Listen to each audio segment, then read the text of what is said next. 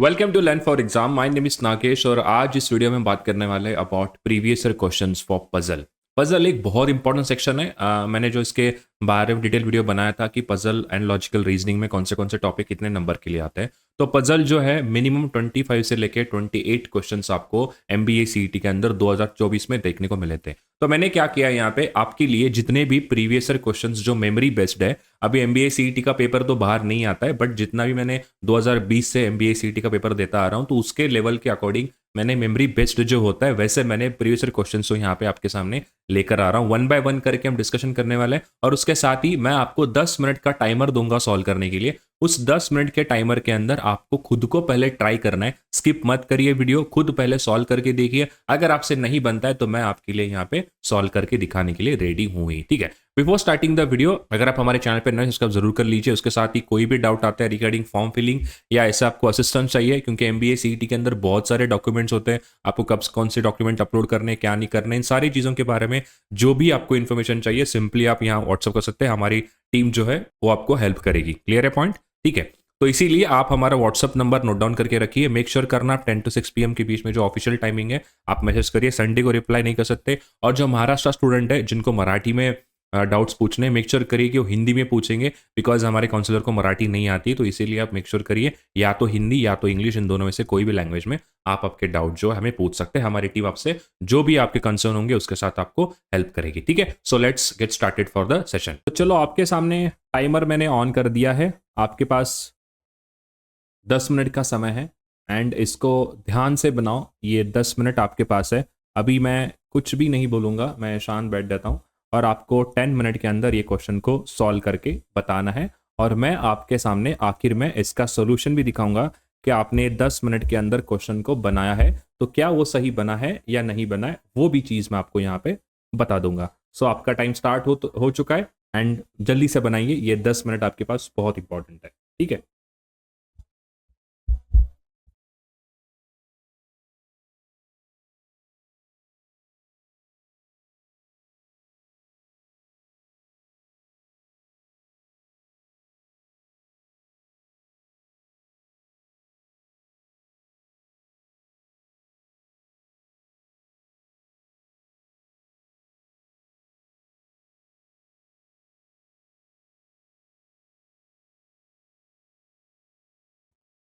1 minute खत्म हो चुका है। अभी आपके पास आखिर के 9 मिनट बचे हैं। जल्दी से बनाओ, पढ़ो, देखो, समझो क्या दिया है। ये जो है पैरेलल अरेंजमेंट का क्वेश्चन है। यहाँ पे बोला है कि दो पैरेलल रोज है, 5 लोग बैठे हैं हर एक रो में, तो टोटल 10 लोगों का अरेंजमेंट है। 10 लोग यहाँ पे आपको दिए गए हैं, ठीक है। तो रो वन के अंदर RSTUV ऐसे लोग हैं, ठीक है। और रो टू के अंदर जो रो वन वाले हैं वो नॉर्थ फेस कर रहे एंड रो टू वाले MNOP वो साउथ फेस कर रहे, ठीक है। तो इस तरीके से ये क्वेश्चन है। 10 मिनट काफ़ी समय है। इस वाले क्वेश्चन के लिए 5-6 मिनट भी बहुत काफ़ी है, बट मैंने फिर भी क्या किया कि अभी ये आपका जस्ट स्टार्ट हुआ, इसीलिए मैंने सोचा कि थोड़ा आपको मैं टाइम दे देता हूँ। 10 मिनट भी आपके लिए काफ़ी है, but still I am thinking कि आप एक बार 10 मिनट के साथ बनाओ, आराम से बनाओ। अभी आपका फोकस ये नहीं होना चाहिए कि मेरा पजल जल्दी बन जाए। इंपॉर्टेंट ये है कि आपके 10 मिनट पजल कंप्लीट बन जाए। अभी स्पीड के पीछे मत भागो, जस्ट फोकस ऑन कि आपको क्या लगेगा एंड देखो, सॉल्व करो। 2 मिनट तो हो चुके हैं ऑलरेडी, अभी आपके पास 7 मिनट का समय है। 8 मिनट आपके पास अभी भी है। जल्दी बनाओ।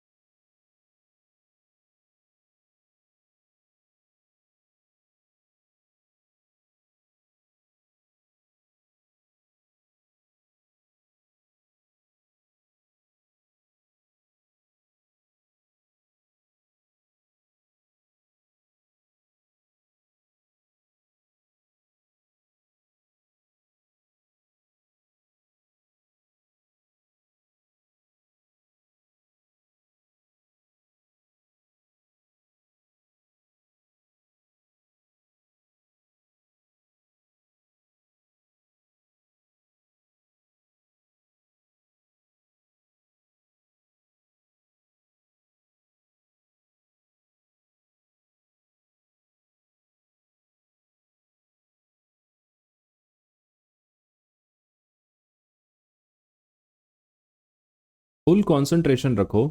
भले आपको ये होगा कि स्किप करके डायरेक्टली क्वेश्चन देख लेंगे, ऐसा मत करो गाइड्स। आपको कभी ना कभी टाइम देना ही है एग्ज़ाम को। एंड मेरा कहना यही है कि टाइमर के साथ बनाओ। थोड़ा शांत बैठ के शांति से सोचो कि कैसे बनाना है, क्या करना है। स्किप मत करो। स्किप करोगे तो आप ही का लॉस होगा। तो मेरा आपसे जेन्यून रिक्वेस्ट है कि don't skip the question. Directly 10 minute है तो पेन पेपर लेके सॉल्व करो खुद। क्योंकि मेरा भी 10 मिनट आपके यहाँ पे जो है वो वेस्ट ही हो रहे वैसे। क्योंकि मैं चाहे तो आपको बोल सकता हूँ कि एक काम करो, आपको 10 मिनट का समय दिया है, पॉज करके 10 मिनट के साथ आप बना लो। मैं वैसे भी कर सकता हूँ बट ऐसे नहीं है। मैं आपके सामने यहाँ बैठा हूँ 10 मिनट, और जितने भी पजल मैं आपके यहाँ पढ़ाने वाला हूँ हर एक पजल के लिए मैं आपको 10-10 मिनट का समय दे रहा हूँ। तो इसीलिए मेरा कहना आप मानो, अगर मैं आपके साथ यहाँ पे 10 मिनट बैठा हूँ तो आपका भी काम बनता है कि आप हॉनेस्टली से उस क्वेश्चन को लेकर सॉल्व करो। ऐसा नहीं है कि मैं यहाँ से जाके थोड़ा फ़ोन देख रहा हूँ या कुछ और चीज़ कर रहा हूँ। मेरा कंसंट्रेशन आपके साथ ही है, क्लियर है? तो मैंने तो ऐसे कोई चीज़ नहीं कर रहा हूँ ना कि मैं कहीं गया हूँ या जाके मैं थोड़ा-सा लेट के आ रहा हूँ। नहीं, मैं आपके सामने बैठा हूँ। अगर मैं स्ट्रगल कर रहा हूँ आपको अच्छे से अच्छा एक कॉलेज में लेके जाने के लिए, तो आपका भी फ़र्ज़ बनता है आपके एंड से वो भी चीज़ आपको ज़रूर करनी चाहिए, ठीक है? तो ऑलरेडी 5 मिनट हो चुके हैं, अभी आखिरी के 5 मिनट बचे हैं। अगर आपका 5 मिनट के अंदर बन जाता है, आपको लग रहा है कि सर मेरा बन गया within a 10 minutes, it's well and good, बहुत अच्छी बात है। एंड रिमेनिंग जो है आप उसको एक्सप्लेनेशन देखना चाहते हो तो आप एक्सप्लेनेशन देख सकते हो। अगर आपको एक्सप्लेनेशन नहीं देखना है कोई बात नहीं, अगर आपका क्वेश्चन बन जाता है देन आप आगे बढ़ सकते हैं, ठीक है? जो नेक्स्ट वाला हमारा पज़ल है वो भी आप देख सकते हैं, ठीक है? तो हर एक वीडियो में एक ही पज़ल होने वाला है, तो थोड़ा बनाओ, ठीक है? जल्दी, 5 मिनट हो चुके हैं।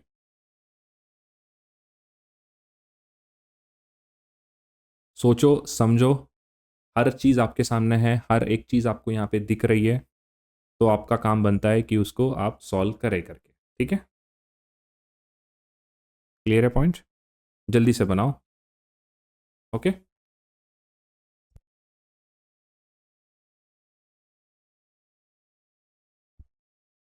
क्लियर है पॉइंट? लास्ट के 4 मिनट आपके पास बचे हैं अभी, जल्दी से बनाओ गाइस, बहुत कम समय बचा है, फास्ट,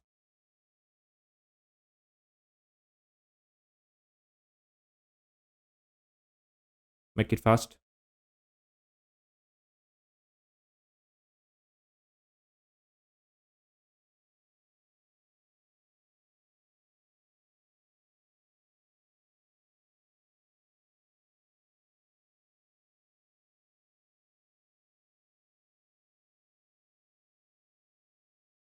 जल्दी बनाओ, 3.5 मिनट बचा आखिर का।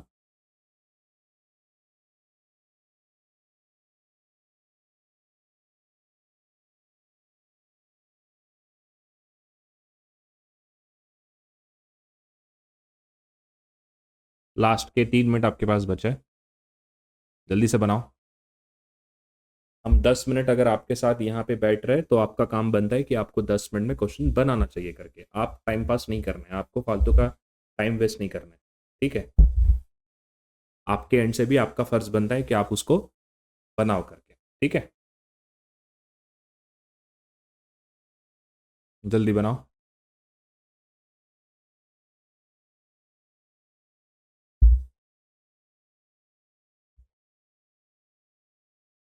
क्लियर है? लास्ट के 2 मिनट है, मेक इट फास्ट। अगर एक ये क्वेश्चन को 10 मिनट की ज़रूरत नहीं है, वैसे ये बहुत ईजी सवाल था, ठीक है?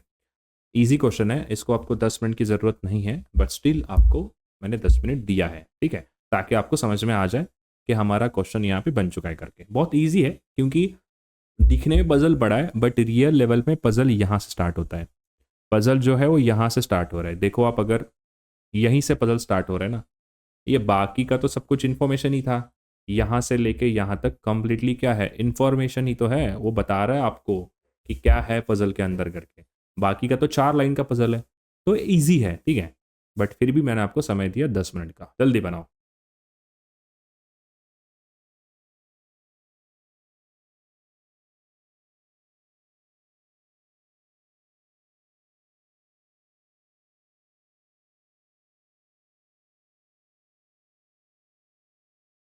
आखिर का 1.5 मिनट बचा है।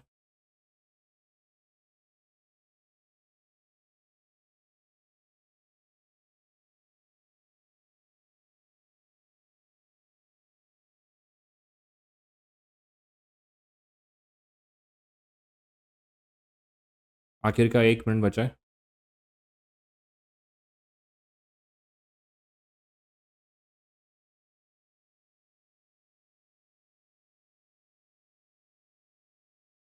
लास्ट 1 मिनट बचा आपके पास।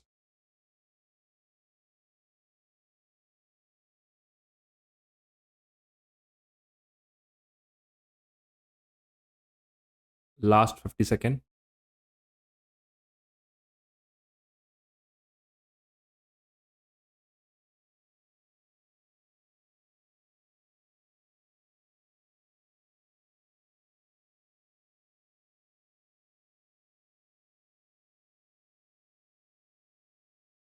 Last 30 second.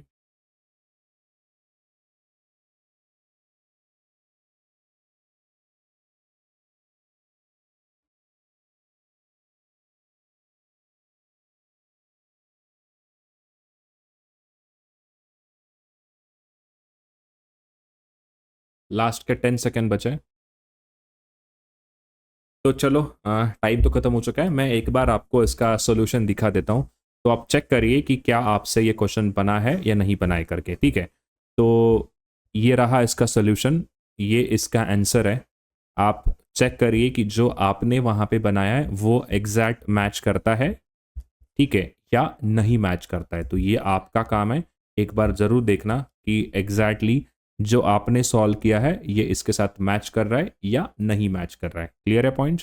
ठीक है, बात समझ में आई। सो अभी हम इसका एक्सप्लेनेशन देखते हैं, समझते हैं क्वेश्चन के अंदर क्या दिया है, पूरे बेसिक से हम इसको सॉल्व करेंगे, ठीक है। क्लियर है पॉइंट? पूरे बेसिक से हम इसको सॉल्व करने वाले। So let's get started. So let's solve the question. क्या दिए देखो, यहाँ पे मैंने अपना फेस कैम हटा दिया है बिकॉज क्वेश्चन में सॉल्व करते समय दिक्कत हो सकता है, फेस कैम कभी ऊपर कभी नीचे, ये दिक्कत नहीं चाहिए, इसलिए मैंने इसको हटा दिया है। सो अभी देखते हैं क्वेश्चन में क्या दिया है। यहाँ पे आपने 10 मिनट के अंदर सॉल्व किया होगा, बट चलो मैं आपको दिखा देता हूँ कैसे, कितने जल्दी तरीके से आप सॉल्व कर सकते करके। अब ये जो पजल है, जो मैं पजल की सीरीज आपको पढ़ा रहा हूँ, इसके अंदर मैं आपको कंप्लीटली बेसिक से लेके एडवांस लेवल तक कवर करूंगा। एडवांस लेवल तक का मतलब ये है कि आपको मैं जो भी इसके बेसिक नीडेड है वो इसी क्लास में हर एक मतलब पजल के साथ साथ मैं आपको पढ़ाते रहूंगा। तो ये वाला जो पजल है ये है पैरेलल अरेंजमेंट का। तो इसमें बेसिक क्या है वो थोड़ा समझता है। पैरेलल अरेंजमेंट बेसिकली क्या होता है, देखो आपको ऐसे 2 रो दिए जाएंगे, 1 2 3 4 और ये 5, फिर उसके बाद 1 2 3 4 और ये हो गया 5, ठीक है। अब ये है रो 2 एंड ये है रो 1। क्लियर है पॉइंट? तो रो 2 वाले जो है ये कहाँ देख रहे हैं, ये देख रहे हैं साउथ की तरफ, एंड रो 1 वाले जो है वो देख रहे हैं नॉर्थ की तरफ। हमेशा आप डायरेक्टली चाहे तो ऐसे ईस्ट वेस्ट, ये नॉर्थ है और ये नीचे देखने वाले साउथ होता है। तो ये तो अपना बेसिक डायरेक्शन होता है। तो अब देखो, एक तो आपको मोस्ट ऑफ द केस में 5 पर्सन का आएगा, मैक्सिमम टाइम 5 पर्सन ही आता है। नहीं तो आपको पूछेगा 6 पर्सन। 6 पर्सन मतलब एक लाइन के अंदर 6 पर्सन, या तो एक लाइन के अंदर 5 पर्सन होंगे। तो टोटल जो अरेंजमेंट बनता है वो बनेगा या तो 12 पीपल या तो बनेगा 10 पीपल। इसके अलावा अरेंजमेंट नहीं बनता है, यही इसी के साथ जो है वो अरेंजमेंट बनने वाला है। क्लियर है पॉइंट? ठीक है। अब देखो बेसिक पॉइंट्स क्या है मैं समझा देता हूं। अगर पजल लेंदी है, अब ये वाला जो पजल हम सॉल्व करने वाले हैं ये इजी लेवल का है। इजी लेवल मतलब इसमें कोई भी ऐसा मतलब उतना टफ नहीं है, काफी इजी लेवल का है, तो हम इसको आराम से सॉल्व करेंगे। बेसिक पॉइंट जो आपको याद रखने वो मेजरली क्या आपको याद रखने, देखो बेसिक पॉइंट जैसे कि देखो, अगर आपको ये कहता है कि रो 2 के अंदर P Q R S and T ये 5 लोग बैठे, and A B C D and E ये 5 लोग बैठे रो 1 के अंदर, ये रो 2 में है, ये रो 1 में है। क्लियर है? अब इसमें क्या याद रखना है, देखो अभी 2 टाइप होता है सॉल्व करने के। 2 टाइप मतलब क्या है, पहला जो टाइप होता है जैसे हम इसको सॉल्व कर सकते हैं, पहली चीज तो ये है, अगर आपको ये कहता है कि Q is sitting third to the right of P, third to the right of P, third to the right of P बोल रहा है। अब मुझे एक बात बताओ, third to the right of P मतलब P के थर्ड राइट में, यानी कि फर्स्ट सेकंड Q यहां पे आ जाएगा। ऐसे ऐसे हम यूजुअली लिखते हैं, हमको ऐसा ही लगेगा कि हाँ भाई ये ऐसा ही करके। एक आप चीज कर सकते हो, अब आप अगर देखोगे तो P Q R S T कहां पर है, ये रो 2 के अंदर है। तो अगर मैं मान लो P को यहां रख दिया, अब ये जो नीचे देखते हैं सबके सब, इनका राइट साइड ये होता है और ये लेफ्ट साइड होता है, क्योंकि नीचे देख रहे हैं। इनका राइट साइड ये है, इनका लेफ्ट साइड ये है राइट साइड, ये है लेफ्ट साइड, ये है राइट साइड, ये है लेफ्ट साइड, एंड ये है राइट साइड एंड ये है लेफ्ट साइड, ऐसे ही चलते हैं। और जो ऊपर देख रहे हैं वो है इनका राइट और ये है लेफ्ट, यानी कि जो हमारा राइट होगा ये रो 1 वालों का वहीं राइट होगा, ठीक है। पर रो 2 में ऐसा नहीं होता है। अगर आप थोड़ा सा ऑब्जर्व करोगे तो कंडीशंस को लिखते समय बहुत आसानी से, और मैं ये कहना चाहूंगा बहुत बारीकी से कंडीशन लिखने की जरूरत है। बिकॉज क्या होता है, देखो पी जो है वो थर्ड टू द राइट में क्यों बैठा है, ऐसा ये कंडीशन तो कह रहा है अभी, ठीक है। तो अगर आप देखोगे तो पी को अगर मान लो मैंने यहां पे रखा है, पी ऐसे नीचे देख रहा है, तो ये इसका राइट साइड हो गया। तो 1 2 प्लेस छोड़ के यहां पे हमें क्यू लिखना है। क्लियर है पॉइंट, ये ही हमारा नोटेशन होने वाला है लिखने का। क्लियर है पॉइंट, ठीक है। अब आप कंफ्यूज मत हो जाना कि ये लेफ्ट साइड है या राइट साइड है करके, कंफ्यूजन नहीं होना है। आप एक ही नोटेशन फॉलो करो। नोटेशन फॉलो करने का मीनिंग मैं ये कहता हूं, रो 2 के हो चाहे रो 1 के हो, आप लिखने का तरीका एक ही होना चाहिए। जैसे कि अगर ये है, जैसे मान लेता हूं कि मैंने कहा कि C is sitting third to the right of A, मैंने कहा third to the right of, मैंने कहा ए है करके, ठीक है। अब ए के थर्ड राइट में कौन है, सी है। क्लियर है। तो अगर मैं ए को यहां रख देता हूं तो 1 2 छोड़ के सी यहां पे आ जाएगा। अगर वहीं रो 1 वाला कोई केस आता है तो आप इसी नोटेशन को फॉलो करिए। अगर आपको ये नोटेशन फॉलो नहीं करना है, अगर आपको लगता है कि सर ये वाला थोड़ा हमको डिफिकल्ट लगता है, तो लिखने का तरीका कैसे चेंज होता है देखो। अब देखो Q sit third to the right of P बोल रहा है, यानी कि पी ऐसे नीचे देखेगा। अगर पी नीचे देख रहा है तो ये उसका राइट साइड हो गया, तो आप ऐसे भी लिख सकते हो। क्लियर है पॉइंट, क्या ये बात समझ में आ रही है? अब आप बोलोगे सर ये तो पी के लेफ्ट में लग रहा है, नहीं ये पी के राइट में है। क्यों? क्योंकि मैंने क्लियरली यहां पे नोटेशन के अंदर क्या लिखा है भाई, पी नीचे देख रहा है।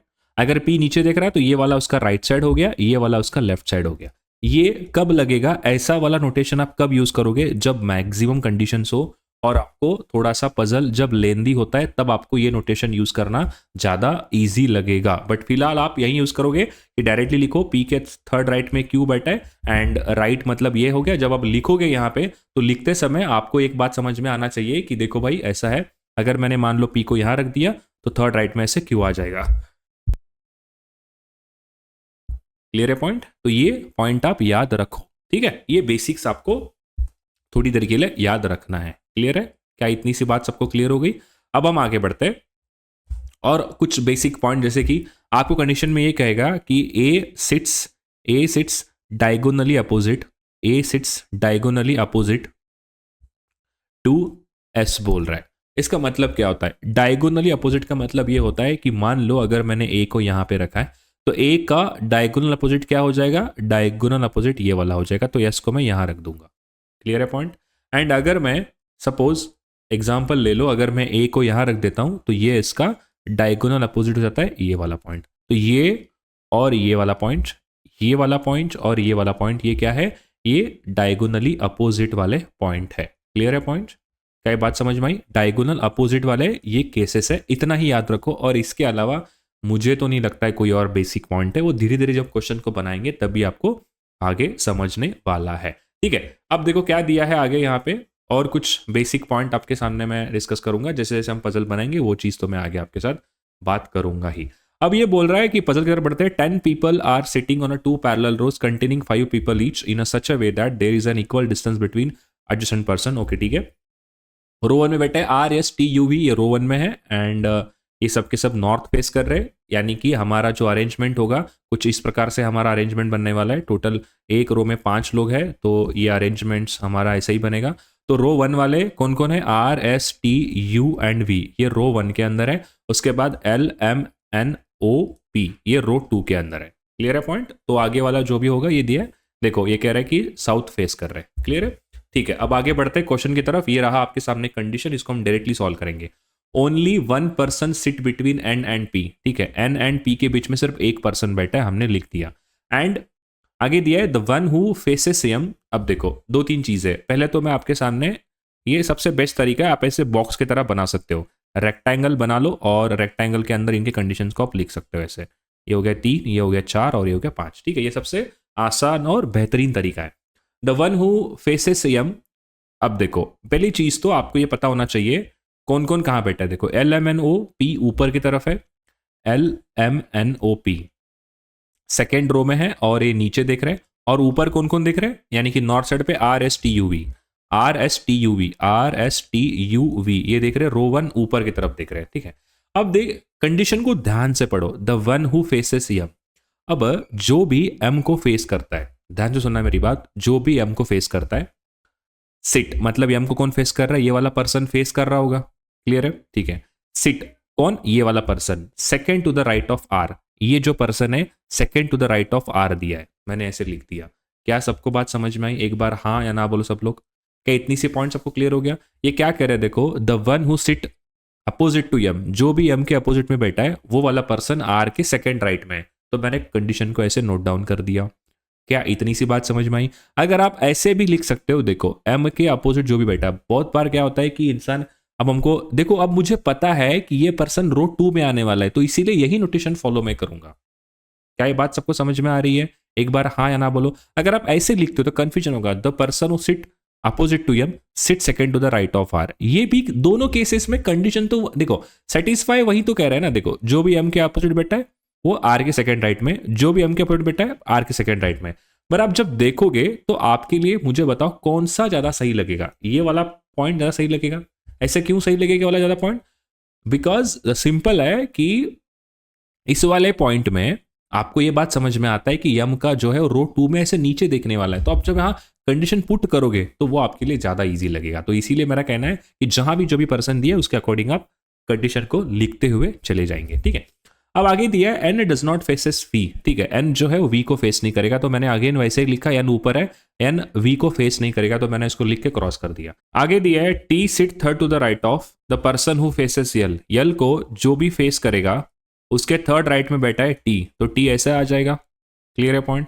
यल के सामने जो भी पर्सन बैठा है उसके थर्ड राइट में आ जाएगा टी, तो मैंने ऐसे लिख दिया, क्लियर है। आगे देखो क्या दिया है, only 2 people sit between L and O, L and O के बीच में सिर्फ 2 लोग बैठे हैं, तो मैंने ये लिख दिया एल एंड ओ के बीच में सिर्फ 2 लोग बैठे हैं, मैंने ऐसे लिख दिया।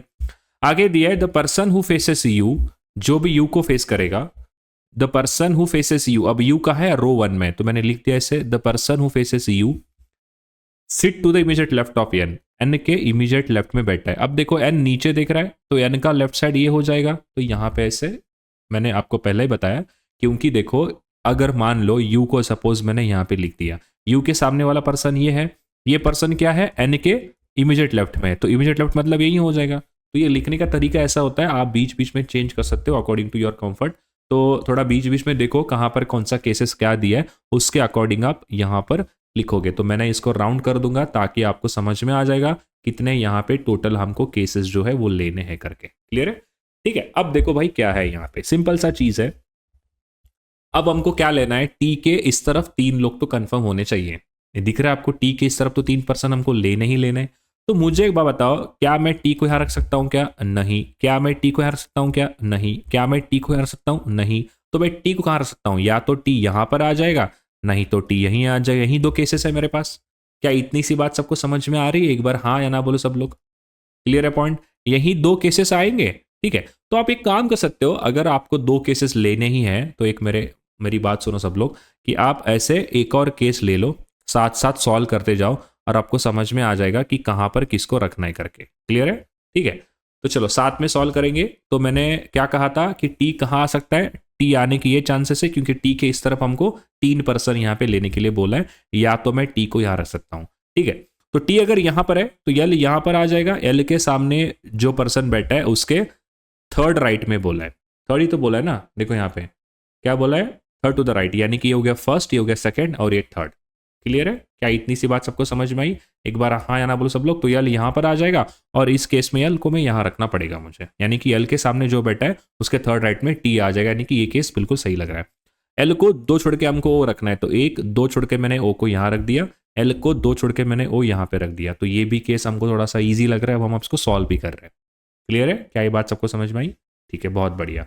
अगर आप थोड़ा सा ऑब्जर्वेशन करोगे एन एंड, देखो ये वाला जो केस है इसको मैं यहां पे लिखता हूं, एन के इमीडिएट लेफ्ट पे जो पर्सन बैठा है यू को वो फेस करने वाला है, ऐसी ही बात हो रही थी यहाँ पे, ये वाला केस को मैंने यहां लिख दिया, और एन को 1 छोड़ के मुझे पी रखना है। थोड़ा सा लॉजिक यूज करो, मुझे एक बात बताओ, ध्यान से सुनना मेरी बात, क्या मैं यहां एन को रख सकता हूं क्या? नहीं। क्यों? अगर मैंने एन को यहां रख दिया तो गलत हो जाएगा, तो एन को 1 छोड़ के यहां पे पी नहीं आएगा। क्या ये पॉइंट क्लियर है सबको? ठीक है। तो एन रखने का पॉसिबिलिटी क्या है, एन को मैं या तो यहां रख सकता हूं तो P यहाँ पर आ जाएगा, या तो मैंने P को यहाँ रख दिया तो यानी यहाँ पर आ जाएगा। यही दो पॉसिबिलिटी बनेंगे। एक बार हाँ या ना बोलो सब लोग। ठीक है, मान लेते हैं n यहाँ पर है करके। सपोज अगर मैं n को यहाँ लगता हूं तो n का इमीडिएट लेफ्ट पे कोई पर्सन बैठा है क्या? अभी यहाँ पे क्या आपको दिख रहा है क्या n के इमीडिएट लेफ्ट में कोई पर्सन बैठा है करके? नहीं है। तो मुझे बताओ n को मैं यहाँ रख ही नहीं सकता, तो n रखने के लिए मेरे पास ये जगह है ही नहीं। तो n कहाँ पर आ जाएगा? n को यहाँ रख दो, n को एक छोड़ के p यहाँ पर आ जाएगा। n के इमीडिएट लेफ्ट पे जो भी पर्सन बैठा है उसके सामने आपको u रखना है, बट यहाँ पे ऑलरेडी t आ चुका है, तो मैं u को कैसे रखूंगा यहाँ पे? ये भी चीज गलत हो गई, यानी कि ये केस पूरा ही गलत है, मैं इसके साथ आगे नहीं बढ़ सकता। क्या इतनी सी बात सबको समझ में आई? ऐसा क्यों किया सर आपने? एक और बार रिपीट करके दिखाता हूं। देखो बेसिकली बात क्या हो रही है कि अगर मैं n को यहाँ रख देता हूं तो n का इमीडिएट लेफ्ट उसके सामने मुझे क्या रखना है? यहाँ पे u रखना है। तो यहाँ तो ऑलरेडी t आ चुका है, इसीलिए पूरा केस ही गलत हो गया। इसके साथ मैं आगे नहीं बढ़ सकता। तो अब मेरे पास क्या बचा है? यही वाला केस बचा है। तो सेम केस में मैं यहाँ n को रख नहीं सकता। क्यों? अगर मैं n को यहाँ रख दिया तो क्या हो जाएगा? n को एक छोड़ के p आना ये पॉसिबल नहीं हो जाएगा यहाँ पे। ठीक है, तो फिर क्या केस बनेगा n एंड p के लिए? सिर्फ और सिर्फ यही केस बनेगा, n oblique p, p oblique n। क्या ये पॉइंट क्लियर हो गया सबको? इतनी सी बात सबको समझ में आ रही? एक बार हाँ ना बोलो सब लोग। ठीक है, अब ये वाला जो मतलब पॉसिबिलिटी है, ये जो केस दिया इसको हम बाद में सॉल्व करते हैं। अभी सॉल्व करने की जरूरत नहीं, क्योंकि यहाँ दो ऑप्शन हमारे पास जो है आपको देखने को मिल रहे हैं। ठीक है, अब आगे बढ़ते हैं किसके साथ? ये वाला केस के साथ। कौन सा? आर के सेकेंड राइट के सामने हमको क्या रखना है? एम रखना है। तो सीधी सी बात, आपको सिर्फ एम रखने के लिए ही एक जगह बच रही है। इसके अलावा क्या मुझे बताओ, आप एम को रख सकते हो क्या कहीं पे? नहीं सर। तो फिर क्या हो जाएगा? मुझे आर को यहीं रखना पड़ेगा। क्लियर है? अगर मैं आर को यहां रखूंगा तो यहाँ पे कौन आ जाएगा? यहाँ पे यम आ जाएगा। क्लियर है? और अगर मैं इन दोनों में से सपोज मैं एन को यहां रख देता हूं, एन को नीचे देख रहा हूं, एन के इमीडिएट लेफ्ट में एल बैठा है, उसके सामने क्या मैं यहाँ यू रख सकता हूं क्या? बिल्कुल नहीं सर, यहाँ यू रखने की बिल्कुल संभावना है ही नहीं। मैं यू को यहाँ रख नहीं सकता। तो फिर क्या बनेगा केस? यहाँ पे एन नहीं है तो कौन बैठेगा? यहाँ पे पी बैठेगा। तो हमारा केस बिल्कुल सही बन रहा है। तो यहाँ रख दो पी को, यहाँ रख दो एन को। राइट, अब क्या रखना है हमको? एन के अपोजिट पे जो बैठा है उसके, एन के इमीडिएट लेफ्ट पे जो बैठा है उसके सामने यहाँ पे हमको यू रखना है। तो ये भी केस आपके सामने बहुत आसानी से सॉल्व हो गया। एन के सामने हमको वी नहीं रखना है, एन के सामने वी यहाँ नहीं है तो वी यहाँ पर आ जाएगा। एक पर्सन बचा है, कौन सा? एस बचा है, एस को यहाँ रख दो। आपका पजल जो है वो सॉल्व हो चुका है। एकदम ईजी लेवल पे मैंने समझा दिया है। क्या इतनी सी बात सबको समझ में आ रही है? एक बार हाँ या ना बोलो सब लोग। ये केस क्या क्लियर हो रहा है सबको? ठीक है, चेक करते हैं। PLNMO, देखो PLNMO बिल्कुल सही है, बिल्कुल सही है। और नीचे क्या है देखो? VRSUT यानी कि हमारा पजल क्या हो चुका है? पजल हमारा सर बिल्कुल सही तरीके से सॉल्व हो चुका है। तो बच्चों मुझे बताओ कमेंट करके नीचे कि आपको ये क्लास कैसा लगा करके। एंड उसके साथ ही मेन बात यह है कि आप मुझे कमेंट करके ये भी बताओ कि सर अभी हमें इस वाले पर्टिकुलर टॉपिक के अंदर दिक्कत जा रही करके, तो उसे भी मैं क्या करूंगा? यहाँ पे हमारे क्लासेस के अंदर उसको कवर करने की कोशिश करूंगा। तो मुझे एक बार कमेंट करके जरूर बताना कि आपको ये क्लास कैसे लगा करके। ठीक है, अगर आप MBA एंट्रांस एग्जाम्स की प्रिपरेशन कर रहे हो तो आपके लिए एक ऐसा चैनल होना चाहिए जहां पर आपको सारा इन्फॉर्मेशन आपके फिंगर टिप्स पे होना चाहिए। तो हमारा जो व्हाट्सअप चैनल है सेम आपके लिए ऐसा ही काम करने वाला है। तो आपको हम इस व्हाट्सअप चैनल के ऊपर जो भी इन्फॉर्मेशन आता है अबाउट MBA एंट्रांस एग्जाम, कोई भी कॉलेज का फॉर्म हो गया या कोई भी ऐसे एग्जाम्स का फॉर्म होता है, तो सब कुछ विद डेट आपको इस व्हाट्सअप चैनल के ऊपर जो है हम आपको भेजने वाले हैं। तो उसके लिए आप कुछ नहीं करना है, ये जो डिस्क्रिप्शन बॉक्स में हमने लिंक दिया है उसको भी आप ज्वाइन कर सकते हो उसके थ्रू। अदरवाइज आप यहाँ स्कैन करिए ताकि आप जो है हमारा व्हाट्सअप चैनल ज्वाइन कर सकते हो। उसके साथ ही इस व्हाट्सअप चैनल के ऊपर डेली हम आपके लिए क्विजेस लेकर आते हैं। उसके साथ ही जो भी करंट अफेयर्स में न्यूज अभी जो ट्रेंडिंग है वो आपके लिए यूजफुल होता है। अगर आप MBA एग्जाम्स देने के बाद जब आपका एंट्री प्रोसेस होता है फॉर अलग अलग कॉलेजेस के लिए, तो वहां पर आपको वो जो करंट अफेयर की न्यूज़ है तो वो आपके लिए काफी यूजफुल होंगे। तो न्यूज ऑफ द डे करके हम ऐसा हर दिन क्विज, उसके साथ ही न्यूज हम अपलोड करते रहते हैं व्हाट्सअप चैनल के ऊपर, जहां पर आपको मैसेज आएंगे डायरेक्टली गुरप्रीत सर से। तो आपके लिए व्हाट्सअप चैनल काफी यूजफुल हो सकता है। उसके साथ ही अगर आप कैट, एनमैट एंड स्नैप के लिए अगर प्रिपेयर कर रहे हो तो उसके लिए आप हमारा टेस्ट सीरीज चेकआउट कर सकते हो। उस लर्न फॉर एग्जाम इस वेबसाइट चले जाइए, वहां पर आपको ये सारे टेस्ट सीरीज जो देखने को मिलेंगे। उसके साथ अगर आपको CET एग्जाम्स का कोई भी प्रीवियस पेपर चाहिए, सिलेबस चाहिए, ब्लूप्रिंट चाहिए, स्टडी प्लान चाहिए, इंपॉर्टेंट टॉपिक्स के बारे में अगर कोई जानकारी चाहिए या ऐसे कोई last minute query about exam, तो आप सिंपली हमें इस व्हाट्सअप नंबर हैश कर दीजिए। हमारी टीम जो है वो आपको डेफिनेटली हेल्प करेगी। मेक श्योर करिए आप हमारा ऑफिस टाइमिंग में 10 to 6 PM के बीच में आप मैसेज करेंगे और हमारी टीम आपको रिस्पॉन्ड करेगी। या कोई भी PDF चाहिए फ्री ऑफ कॉस्ट, सब कुछ आपको आपके व्हाट्सएप के ऊपर हम भेज दिए जाएंगे। तो जो रिमेनिंग हमारे वीडियोस है जो हम लेकर आ रहे हैं फॉर अदर एग्जाम्स ऑल्सो, आप उसको देख सकते हैं। उसके साथ ही आप हमारा प्लेलिस्ट चेक करिए जिसके अंदर हमने प्रॉपर प्लेलिस्ट बनाए कौन से एग्जाम्स के लिए आप प्रिपेयर करना चाहते हैं। तो सब कुछ आपको वहां फ्री ऑफ कॉस्ट हमारे चैनल पे ऊपर मिल जाएगा। Subscribe to our channel and जो बेल आइकॉन है उसको जरूर प्रेस करके रखिए ताकि आपको आने वाले वीडियो का नोटिफिकेशन आपके मोबाइल के ऊपर आने चाहिए। Thank you so much, have a nice